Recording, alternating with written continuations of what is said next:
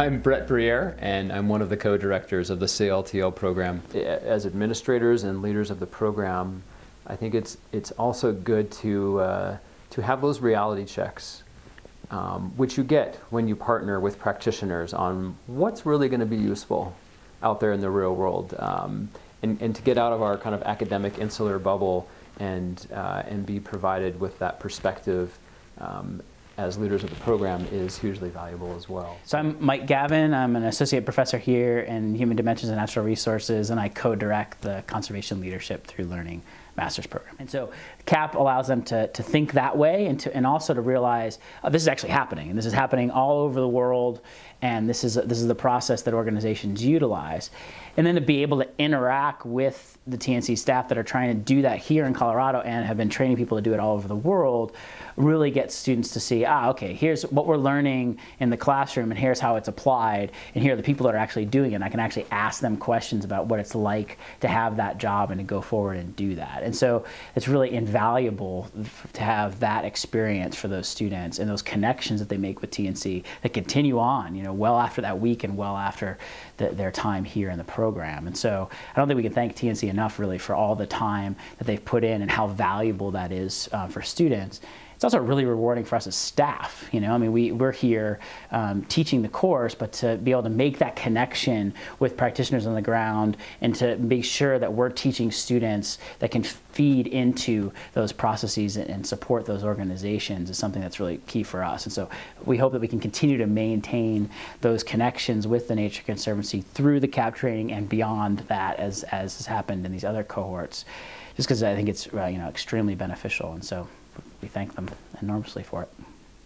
And to have the amount of interaction that they get with the Nature Conservancy during the CAP training, as well as the CAP training itself, that's one of the pillars of this program, is the amount of interaction and networking that they get with people doing on-the-ground work and getting exposed to the types of training and capacity building that the Nature Conservancy does all over the world. To bring that to our cohort of students is a great benefit to them. My name is Anna Kellogg. I am from San Diego, California, and I got my degree from the University of California at Santa Barbara in psychology and anthropology. My undergrad background is largely social science. I worked for an environmental consulting company for a while, and I got to do lots of kind of scientific projects that way, and some just focused on conservation. But I think the CAP process would have helped me see it in a more well-rounded way. I could have looked at it from a broader perspective, and the CAP training really would have helped bring the social and natural sciences together a bit and kind of help me with the process of planning, which I didn't really have a good background for. So I think it would have really been useful in that regard. My name is Eduardo Bonet. I am from Mexico City. I was a student of the first generation of CLTL in 2010, and I am currently the coordinator of the CLTL program. CLTL provides the students with a toolkit of different methodologies to understand the complexity of conservation, and one of the methodologies that we provide the students is the CAP training. So this training is facilitated by TNC staff. And I mean, this training has been great. My name is Stephanie Blahoviak, and I am originally from Oklahoma. I graduated from the program in May of this year, 2014, and currently I work for the city of Fort Collins. It's great to see the process that a leading global conservation group uses for strategic planning and prioritization. I think that's one thing I definitely got from the CAP process. I use skills from CLTL all the time. It's a lot of collaboration. It's a lot of working with people from various sectors and fields and departments in the city. A lot of strategic planning sessions to come up with different products, whether it's a wetlands mitigation plan, or if it is a review of natural features within the city. That I was involved with a Mountains to Plains project and with Heather Knight here in Larimer County. And the Energy by Design working group, CAP training, obviously. So my name is Rebecca Whitnock-Huber, Becky for short. I was born and raised in Iowa and in a rural town, Wellman.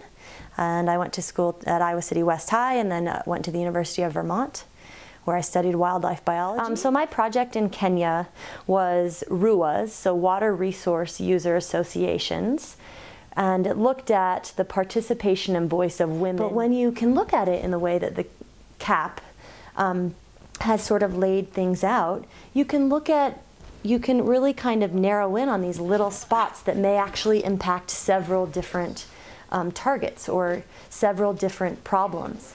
And it makes this big problem smaller, and it makes you be able to recognize, okay, within my mission, this is where I can have an impact. Those trainings that our students do with the Nature Conservancy that I would say are really rooted in leadership, where students can have the full 360 view of themselves, both their self-assessment as well as what their peers and colleagues have to say. That fits very, very well with what this program is about. And one of the Another also very useful tool has been the 360 workshop, where students can really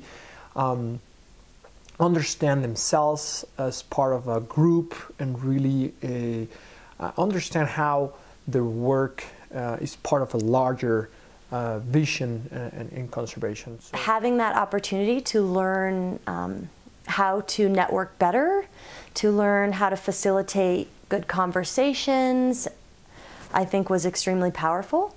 The 360 in particular was useful to, number one, get to know my colleagues better, but also to discover how to provide constructive criticism in a positive way. These are really workshops that have been created specifically for CLTL. For example, having Janine Wilkins from the Nature Conservancy advising the students on how to improve their resumes and how to create those network connections. That's something really unique, and that, again, it's not offered through other kinds of programs. So really having that is very unique. So CLTL has not only worked with TNC here in Colorado, but also in Mexico.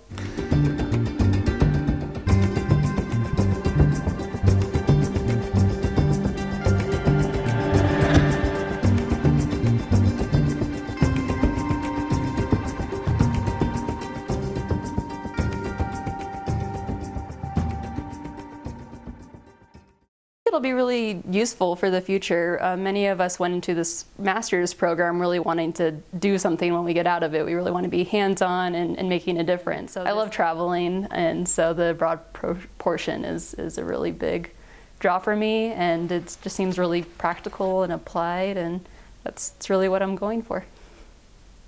And there's so many different little pieces, and it's vital that we see all of the pieces and we can kind of see how they may fit together. So got a lot of benefits from Janine when she came to Chiapas.